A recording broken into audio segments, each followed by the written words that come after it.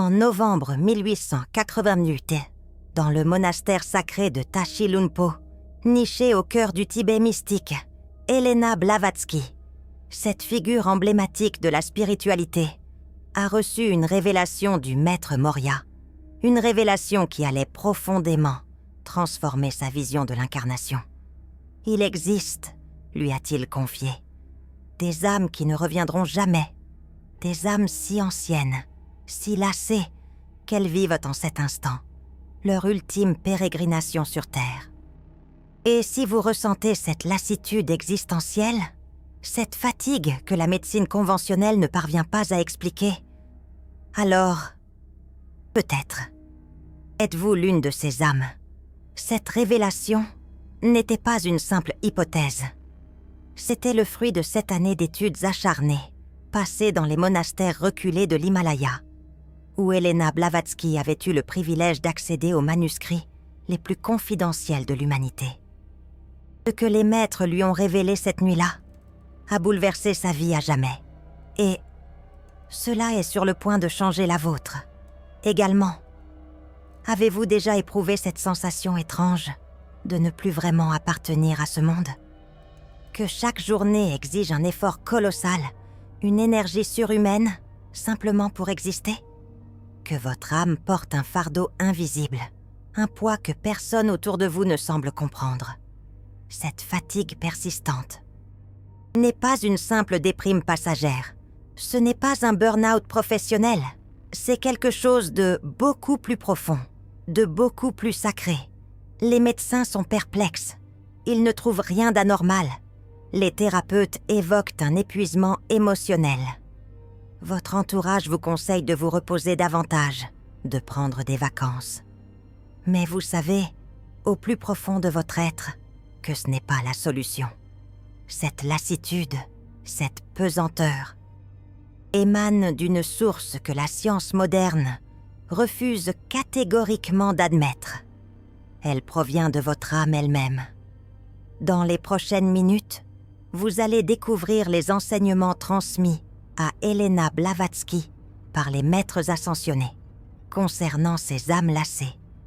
Vous comprendrez pourquoi seulement 3% de l'humanité ressent cette profonde lassitude existentielle.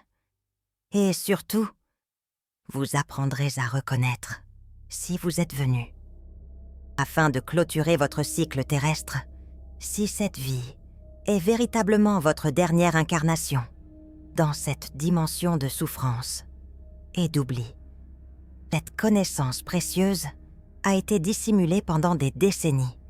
Les institutions spirituelles établies ne souhaitaient pas que vous preniez conscience, que vous avez le droit de partir, que vous n'êtes pas contraint de revenir, que le cycle de réincarnation n'est pas une fatalité cosmique immuable, mais un système de contrôle subtil dont les âmes anciennes, les âmes sages, ont la possibilité de se libérer.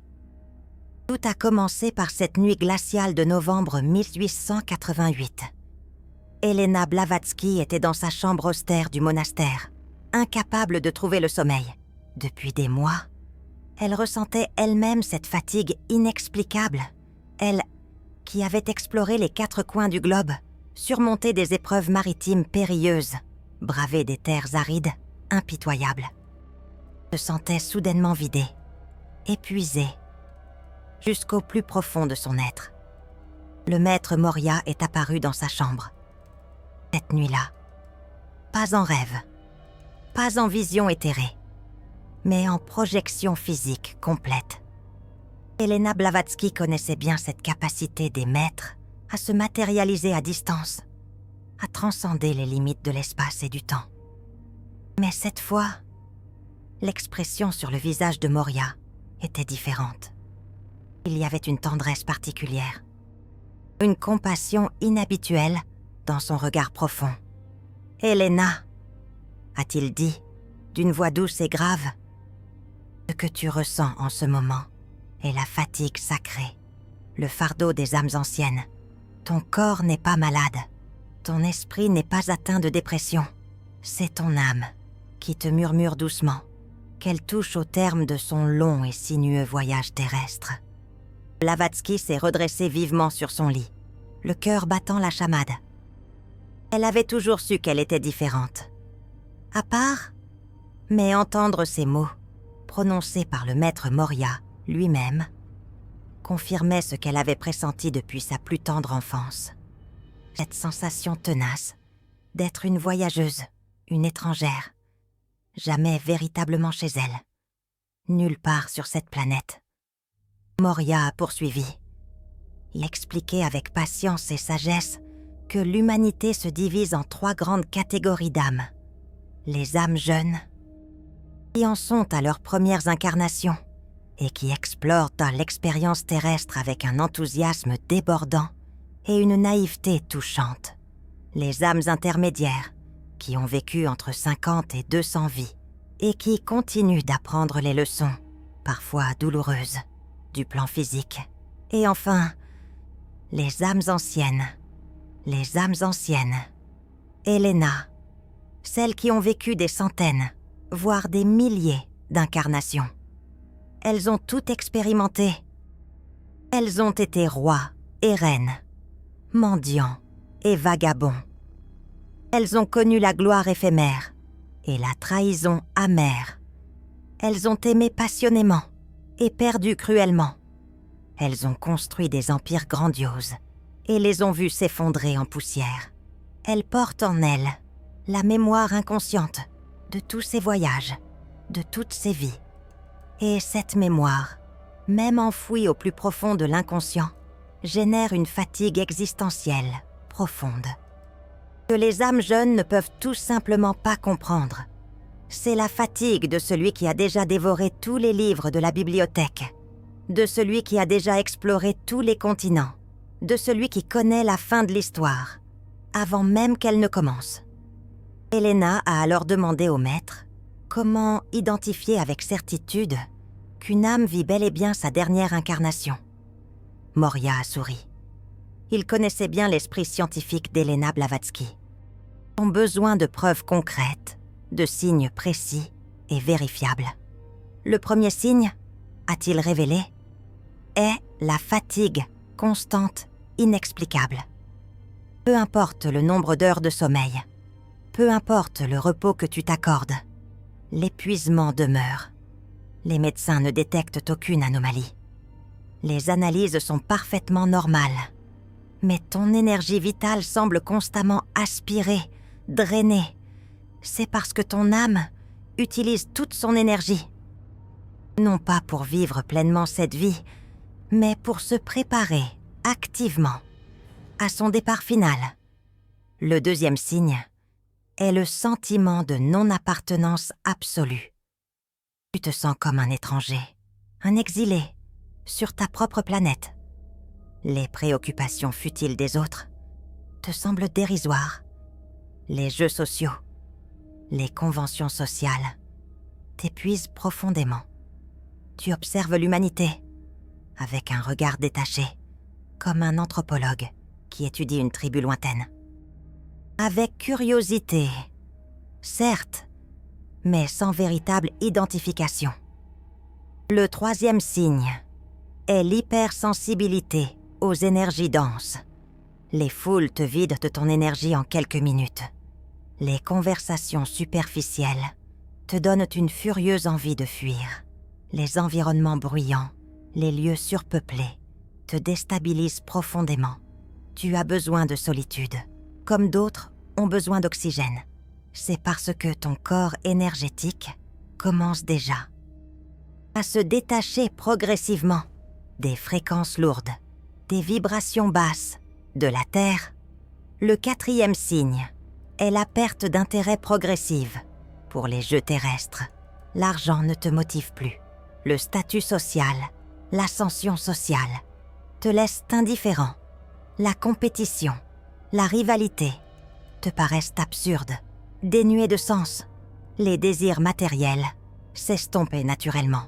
Tu comprends, au niveau cellulaire, que tout cela est temporaire, illusoire, éphémère, et que ton âme aspire à quelque chose de beaucoup plus vaste, de beaucoup plus profond. Le cinquième signe est la présence de rêves récurrents, de départ, Tu rêves que tu montes dans un train, que tu prends un avion, un vaisseau spatial. Tu rêves que tu dis au revoir à des proches, à des amis. Tu rêves de lieux lumineux, paisibles, sereins, où tu te sens enfin chez toi. Ces rêves ne sont pas de simples fantaisies. Ce sont des préparations astrales. Ton âme visite déjà les plans, les dimensions, où elle retournera bientôt. Le 6e signe est l'apparition de synchronicités massives. Les nombres répétitifs apparaissent partout. 11 heures, 11, 3 heures, 33, 4 heures, 44. Des messages subtils te parviennent de toutes parts, des confirmations que tu es sur le bon chemin. Ces synchronicités sont les maîtres ascensionnés et ton âme supérieure qui te guide vers ta mission finale avant le grand départ, le 7e signe et l'accélération du temps perçu.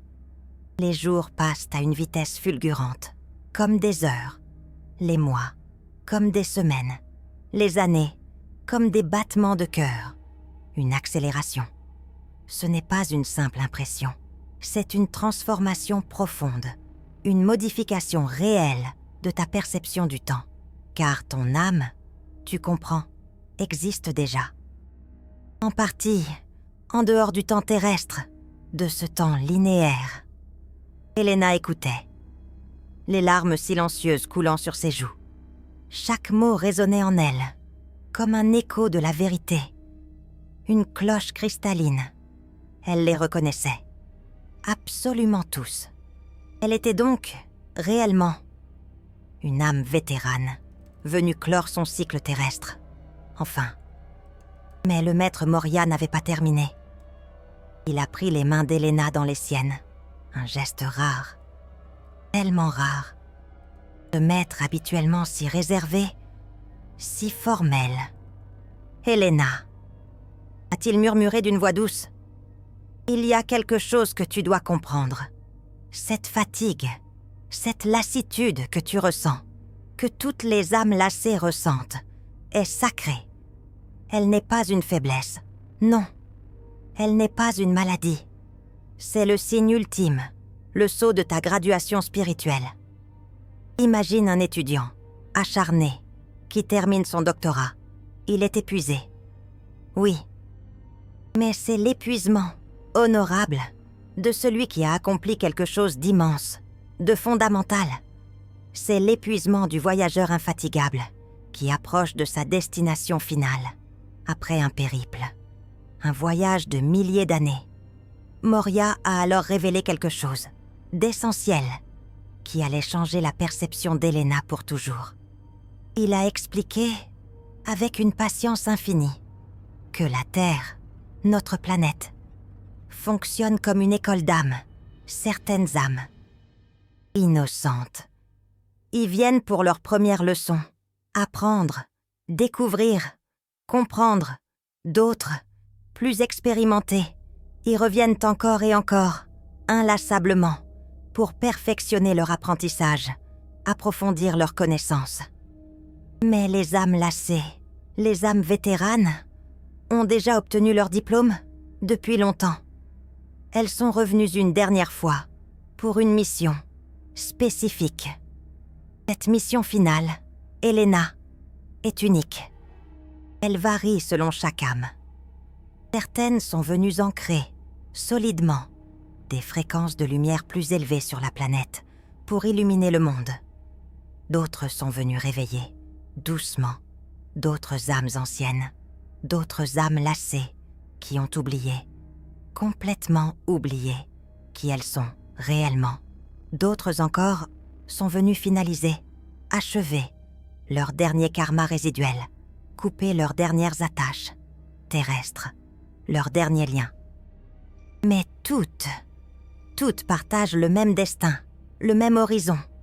Une fois leur mission accomplie, menée à bien, elles ne reviendront pas. Elles ascensionneront vers des plans d'existence supérieurs, lumineux. Certaines deviendront des guides spirituels, bienveillants. D'autres rejoindront les maîtres ascensionnés. D'autres encore continueront leur évolution, leur cheminement, dans d'autres dimensions, d'autres galaxies, d'autres univers. Infinis. Elena a demandé au maître, d'une voix hésitante, comment une âme ancienne, une âme vétérane, pouvait identifier, discerner sa mission finale. Moria a souri à nouveau, ce sourire sage, profond, qui contenait des millénaires, des éternités de connaissances. Ta mission, Elena, est toujours intimement liée, indissolublement liée, à ce qui fait vibrer ton âme, à ce qui te passionne, à ce qui t'anime. Ce n'est jamais quelque chose qui t'épuise davantage, qui te vide de ton énergie, mais quelque chose qui, malgré ta fatigue générale, te redonne de l'énergie, de la joie. Quand tu le fais, quand tu l'accomplis, pour toi, c'est transmettre la connaissance des maîtres, l'écho de leur sagesse. Pour d'autres, cela peut être créer un art qui éveille les consciences, qui illumine les cœurs. Élever des enfants qui changeront le monde avec amour et compassion. Soigner avec empathie, soulager, protéger la nature. Notre mère, simplement, être une présence aimante, une source de réconfort dans la vie de ceux qui souffrent. Le maître a continué, avec une patience infinie. Il ne faut pas chercher une mission grandiose, spectaculaire. Elena, les âmes lassées, les âmes anciennes, pensent souvent, à tort, qu'elles doivent accomplir quelque chose d'extraordinaire, d'inoubliable, avant de partir, avant de s'envoler. Mais parfois, souvent, ta mission est simplement d'être toi-même, d'incarner une fréquence de paix, de sérénité, de compassion dans un monde de chaos, d'être un phare silencieux, un repère sûr pour d'autres navigateurs perdus dans la tempête. Puis Moria a révélé, avec une solennité particulière, le secret le plus important, le plus crucial. Il expliquait que des entités et des systèmes existent. Ils ne veulent pas, absolument pas, que les âmes anciennes partent, que les âmes lassées s'envolent. Ces entités, parasites, se nourrissent de l'énergie émotionnelle humaine, de nos peurs, de nos angoisses, de nos frustrations. Elles ont besoin, vitalement besoin, que les âmes continuent à se réincarner, encore et encore, sans fin, générant de la souffrance, de la peur, du désir, de la culpabilité, dont elles se nourrissent, comme des vampires énergétiques. Ces entités utilisent plusieurs tactiques, sournoises, habiles, pour piéger les âmes anciennes, dans un nouveau cycle d'incarnation, dans une boucle infernale. La première tactique est la culpabilité. Elles te font sentir, avec une force incroyable, que tu abandonnes, que tu laisses à tomber ceux que tu aimes, que tu es égoïste, de vouloir partir, de vouloir te libérer, que tu as encore des responsabilités terrestres, des devoirs à accomplir.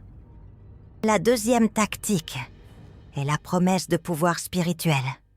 Elles te disent, avec un sourire mielleux, que si tu reviens une fois de plus, juste une fois de plus, tu seras un grand maître, un leader spirituel, quelqu'un d'influent, respecté, admiré. Elles exploitent, avec une cruauté froide, le dernier résidu d'ego qui peut encore exister, malheureusement, dans une âme ancienne. La troisième tactique est l'attachement émotionnel. Elle te montre des âmes sœurs, des flammes jumelles que tu dois retrouver, absolument retrouver, des enfants innocents que tu dois protéger à tout prix, des missions inachevées qui nécessitent impérativement ton retour, ta présence. Elena, écoute-moi bien, a dit Moria, avec une intensité inhabituelle, une gravité palpable. Quand ton âme quittera ton corps physique lors de ta transition. Ce que les humains appellent, avec une certaine tristesse, la mort. Tu traverseras plusieurs plans astraux. Tu rencontreras inévitablement des êtres qui se présenteront comme des guides, des anges, des juges karmiques. Certains sont authentiques, sincères. D'autres sont des collecteurs d'âmes, travaillant sans relâche pour perpétuer éternellement le système de réincarnation obligatoire dont ils profitent. Le maître a enseigné à Elena, avec une patience infinie, le protocole du voyageur conscient. Première étape, quand tu quittes ton corps, reste consciente, alerte. Ne te laisse pas emporter par la confusion, par la peur, par l'angoisse. Affirme intérieurement, avec force, détermination. Je suis une âme souveraine. Je choisis mon chemin, consciemment, librement. Deuxième étape, quand tu verras ce fameux tunnel de lumière blanche, ne t'y précipite pas, automatiquement. Ce tunnel peut être authentique, un chemin vers la lumière, ou il peut être une simple redirection vers le hall du jugement karmique, un piège, où on te convaincra, avec des arguments fallacieux, de signer un nouveau contrat d'incarnation, de te soumettre à nouveau. Troisième étape, cherche, inlassablement, la lumière dorée, pas la lumière blanche, mais la lumière dorée qui vibre à une fréquence beaucoup plus élevée, plus pure. C'est la lumière des plans supérieurs, la lumière de la libération, celle qui mène vers la vraie libération, vers la liberté ultime. Quatrième étape. Si des entités sombres, manipulatrices, te parlent de dettes karmiques que tu dois encore régler, absolument régler, demande-leur des preuves, précises, claires, transparentes. Les véritables dettes karmiques sont toujours claires et spécifiques. Les dettes fabriquées sont vagues, imprécises et surtout manipulatrices. Cinquième étape. Souviens-toi. Souviens-toi de qui tu es, vraiment. Tu n'es pas un pécheur. Non. Tu n'es pas une âme imparfaite qui doit s'améliorer indéfiniment. Tu es une étincelle divine, magnifique, qui a choisi de faire l'expérience de la densité terrestre et qui a maintenant accompli son voyage pleinement. Elena a absorbé tous ces enseignements avec une gratitude profonde, immense. Elle a demandé au maître, d'une voix tremblante, si toutes les âmes anciennes, toutes les âmes lassées ressentaient cette fatigue sacrée. Moria a secoué la tête, doucement. Non. Elena, certaines âmes anciennes ont choisi de revenir, volontairement, encore et encore, inlassablement, comme les bodhisattvas bouddhistes. Ces âmes sont des êtres d'exception, ne ressentent pas la fatigue existentielle, car elles sont animées, portées par la compassion et le service. Elles ont choisi, consciemment, de retarder leur propre libération pour aider l'humanité à s'éveiller, à se libérer. Mais toi et ceux qui te ressemblent, vous êtes différents. Vous avez accompli votre cycle naturel. Vous avez appris toutes les leçons que la Terre pouvait vous enseigner. Votre fatigue est le signal clair, irréfutable, que votre âme est prête à graduer, à ascensionner vers des niveaux d'existence supérieurs, lumineux, emplis d'amour. Le maître a ensuite partagé avec Elena Blavatsky une technique pour transformer la fatigue existentielle en préparation consciente. Il l'a appelée la méditation de la transition sacrée, chaque soir, avant de trouver le sommeil. Assieds-moi-toi en silence. Place ta main sur ton cœur. Respire profondément et répète intérieurement. Mon âme se prépare à son voyage final. Je libère tout attachement terrestre. Je me souviens de ma nature divine éternelle. Je remercie cette vie pour ses leçons. Je me prépare consciemment à mon retour à la source. Cette méditation, pratiquée avec sincérité, pendant au moins 21 jours, commence à recalibrer ton énergie. Ta fatigue se transforme. Elle devient moins lourde, moins désespérée. Elle se teinte d'une qualité différente, une sorte de paix anticipatoire. Comme la fatigue douce qui précède un sommeil réparateur, après une longue journée bien remplie. Une longue journée de labeur. Moria, le maître Moria, a également enseigné à Elena Blavatsky les 3 phases de la dernière incarnation. La première phase est le réveil brutal. C'est quand l'âme ancienne, souvent entre 30 et 40 ans, commence à se rappeler qu'elle n'est pas d'ici, qu'elle n'est pas de ce monde. Elle traverse ce que les psychologues, appellent une crise existentielle, mais qui est en réalité un réveil spirituel. Un éveil spirituel. Durant cette phase, tout ce qui fonctionnait auparavant s'effondre, comme un château de cartes.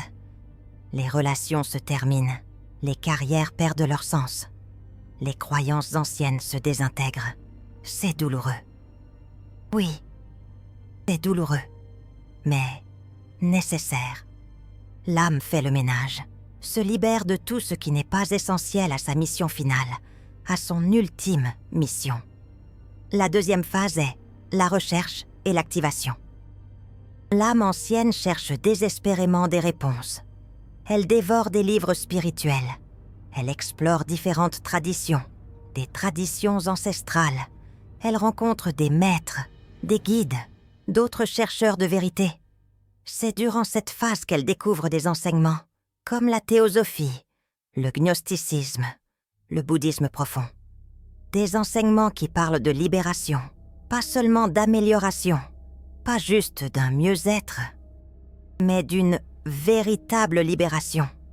Durant cette phase, les synchronicités explosent. Les nombres répétitifs apparaissent partout. Des confirmations arrivent de toutes parts. L'univers conspire littéralement à réveiller l'âme ancienne à sa véritable identité et à sa mission finale. L'univers tout entier conspire. La troisième phase est l'accomplissement et la préparation. L'âme ancienne a trouvé sa mission finale. Elle l'accomplit avec détachement et efficacité.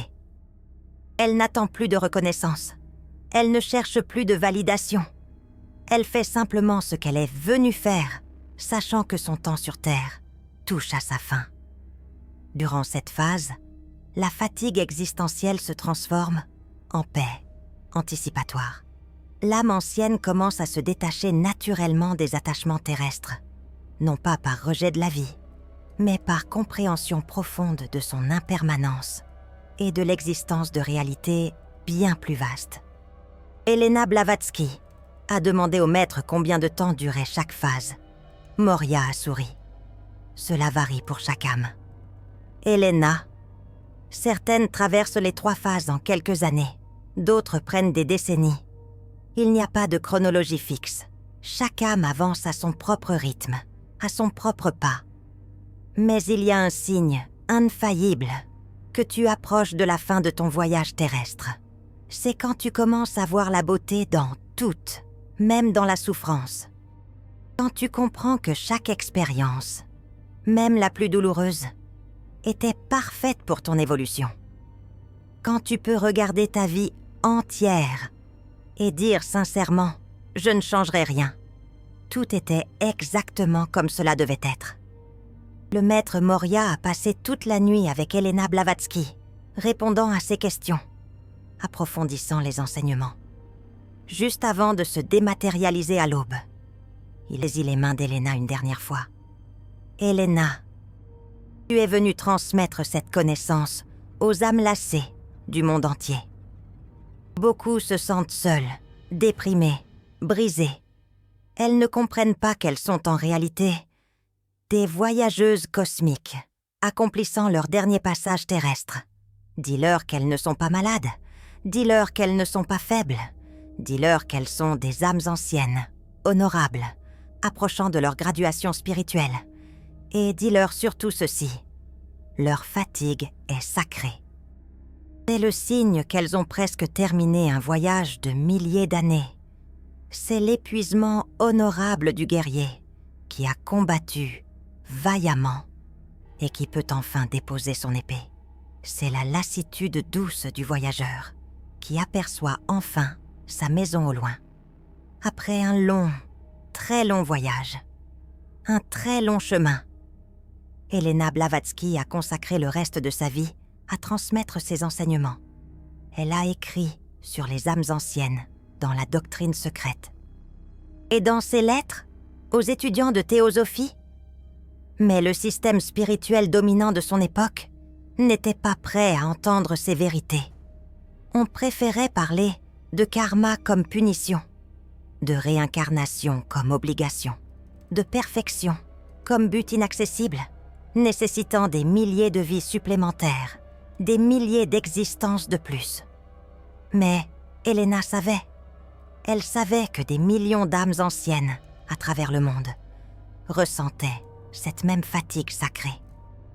Et elle a planté les graines d'une connaissance qui germerait des décennies plus tard, à notre époque, où de plus en plus d'âmes se réveillent à leur véritable nature, à leur essence profonde. YouTube a ce cœur doré juste en dessous de cette vidéo. Le super thanks. Quand une âme ancienne reconnaît une autre âme ancienne à travers ce geste, cela crée ce que Blavatsky appelait la chaîne dorée des âmes lassées. Une connexion énergétique entre tous ceux qui savent qu'ils vivent à leur dernière incarnation. Ce n'est pas une question d'argent, c'est une reconnaissance sacrée. C'est une âme qui dit à une autre « Je vois ta fatigue, je la comprends, je l'honore, et je marche à tes côtés sur ce dernier chemin. » Alors, comment savoir avec certitude si vous êtes une âme ancienne venue clore son cycle? Au-delà des 7 signes que Moria a révélés à Elena Blavatsky, il existe un test ultime. Un test que personne ne peut faire pour vous. Fermez les yeux un instant. Posez votre main sur votre cœur. Et demandez-vous sincèrement, est-ce que je veux vraiment revenir sur cette terre? Si je devais vivre une autre vie ici, avec toute la souffrance, l'oubli, les leçons difficiles que cela implique, est-ce que je dirais oui? Si votre réponse est un non immédiat, viscéral, qui vient du plus profond de votre être, vous avez votre réponse. Vous êtes une âme ancienne, et cette fatigue que vous ressentez n'est pas une faiblesse. C'est votre âme qui vous dit qu'elle a terminé son apprentissage terrestre, qu'elle a achevé son cycle. Mais attention, être une âme ancienne ne signifie pas que vous allez mourir demain. Certaines âmes anciennes vivent encore 30, 40, 50 ans après leur réveil. Après le réveil. Le moment du départ n'est pas déterminé par votre volonté personnelle, mais par votre âme supérieure et les accords cosmiques que vous avez conclus avant de vous incarner, avant de venir au monde. Ce qui compte, c'est comment vous vivez ce temps restant. C'est la manière dont vous occupez cet espace. Les âmes lassées, qui comprennent profondément leur situation, cessent de dilapider leur énergie. Elles arrêtent de poursuivre des chimères, des objectifs sans fondement. Elles simplifient leur vie. Elles se concentrent sur ce qui est vraiment important. Elles cultivent la paix intérieure, un jardin secret où l'âme se ressource. Elles pratiquent le détachement avec amour. Une danse subtile entre l'attachement et la liberté. Elles accomplissent leur mission finale, quelle qu'elle soit, avec excellence et dévotion. Elles se préparent consciemment à leur transition. Comme un étudiant se prépare pour son examen de sortie, son ticket pour l'éternité. Elena Blavatsky. Cette figure incontournable de la sagesse a également enseigné la technique de libération des attachements pour les âmes lassées. Une méthode douce, mais puissante, qui aide à couper progressivement les liens énergétiques qui vous retiennent prisonniers de la roue infernale de la réincarnation terrestre. Première étape, identifiez vos attachements principaux, comme un archéologue exhume des artefacts enfouis. Cela peut être des personnes, des lieux, des possessions, des rôles sociaux, des identités. Écrivez-les, sans faux semblants. Soyez honnête. Qu'est-ce qui vous retient encore à cette réalité terrestre, cette prison dorée? Deuxième étape, pour chaque attachement, demandez-vous, avec une sincérité brutale, cet attachement sert-il ma mission finale, le but ultime de mon existence?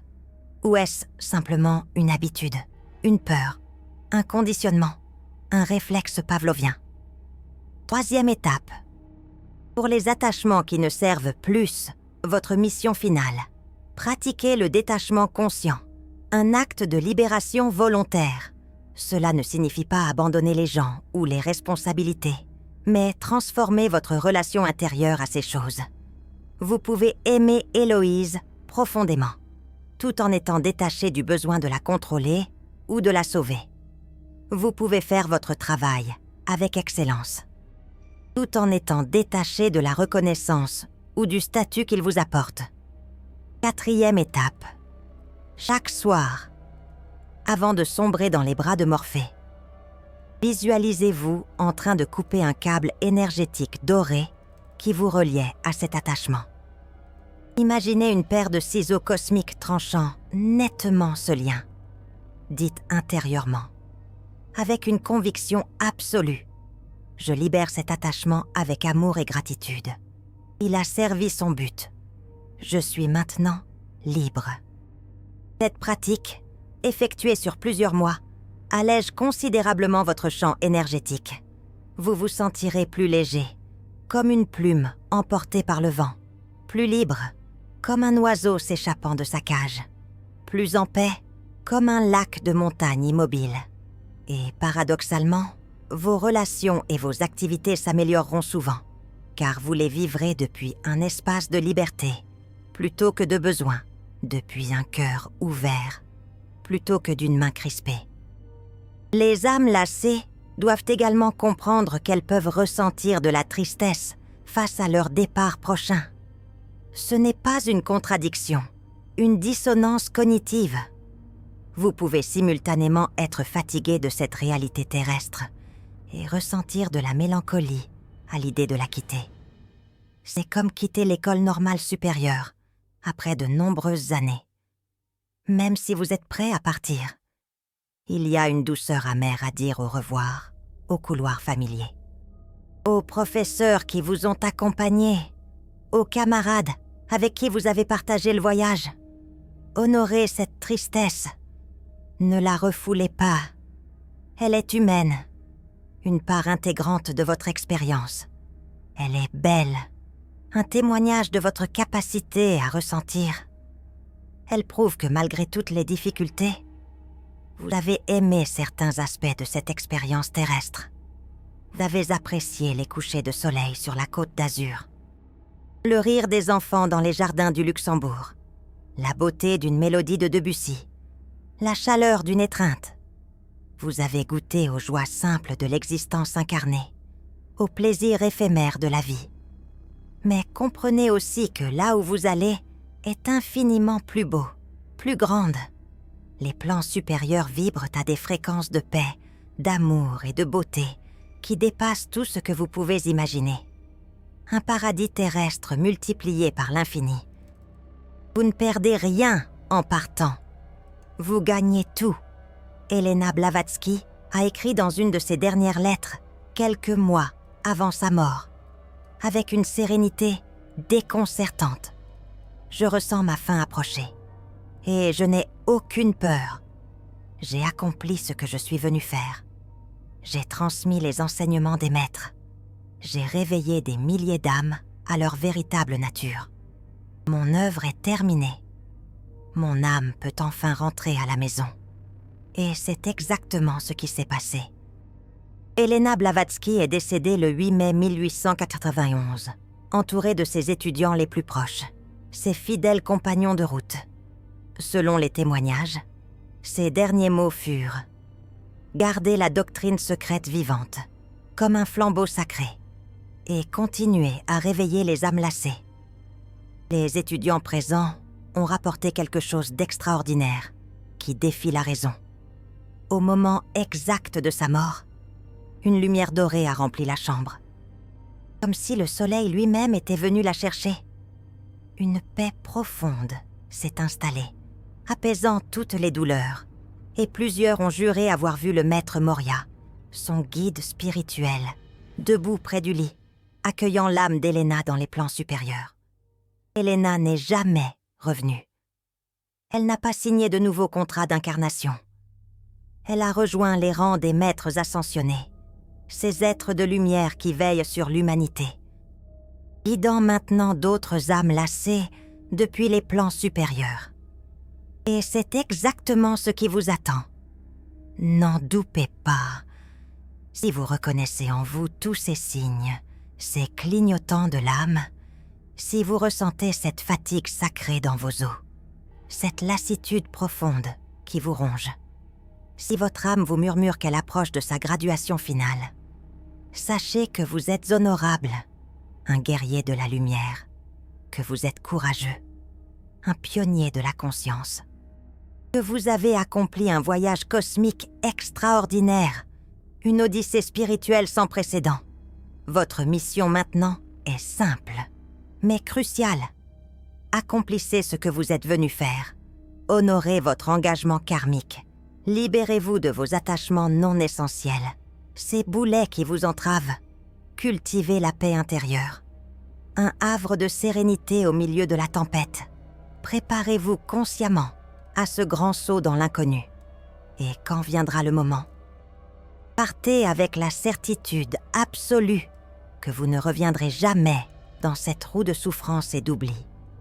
Vous êtes une âme lassée. Vous êtes une voyageuse cosmique, une exploratrice de l'infini. Vous approchez de votre destination finale, le port d'attache de votre âme. Et cela, c'est quelque chose à célébrer, pas à pleurer, une victoire, pas une défaite. Quel signe d'âme lassée résonne le plus en vous? Est-ce la fatigue inexplicable? Le sentiment de non-appartenance? L'hypersensibilité? Partagez dans les commentaires. D'autres âmes lassées comme vous ont besoin de savoir qu'elles ne sont pas seules sur ce dernier chemin terrestre, qu'elles font partie d'une communauté, d'une famille d'âmes